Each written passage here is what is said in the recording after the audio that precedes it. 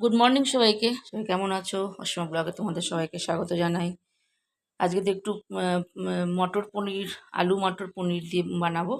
এই যে পনিরটাকে আমি পিস পিস করে কেটে নিয়েছি, আর এই যে একটু টক দই নিয়েছি। মর্নিং সবাইকে, সবাই কেমন আছো? অসীমা ব্লগে তোমাদের সবাইকে স্বাগত জানাই।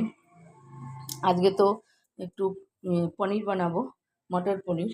আমি তো ফ্রোজেন মটর রেখে দিই ফ্রিজে কৌটো করে। এটাকে আমি এখন ইয়েতে মাইক্রোওয়েভে আমি এটাকে একটু একটু সেদ্ধ করে নেব, যেহেতু ফ্রিজে আছে। আর এর জন্য মশলা আমি দই, এই যে একটু আমন্ড নিয়েছি, একটু কাজু নিয়েছি, একটু টমেটো, কাঁচা লঙ্কা, একটা আলু কেটে নিয়েছি, একটু সাদা তিল নিয়েছি।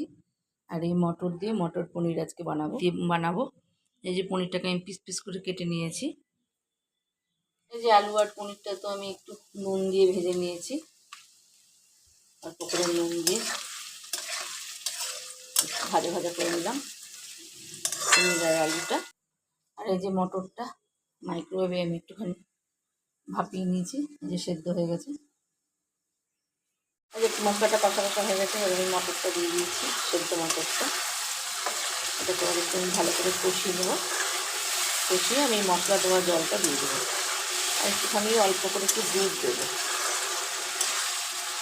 আর নামানোর পরে আমি একটু চিজ দিয়ে নামিয়ে দেবো।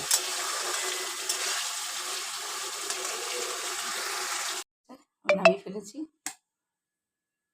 একটু একটু চিজ দিয়ে দিয়েছি উপর দিয়ে।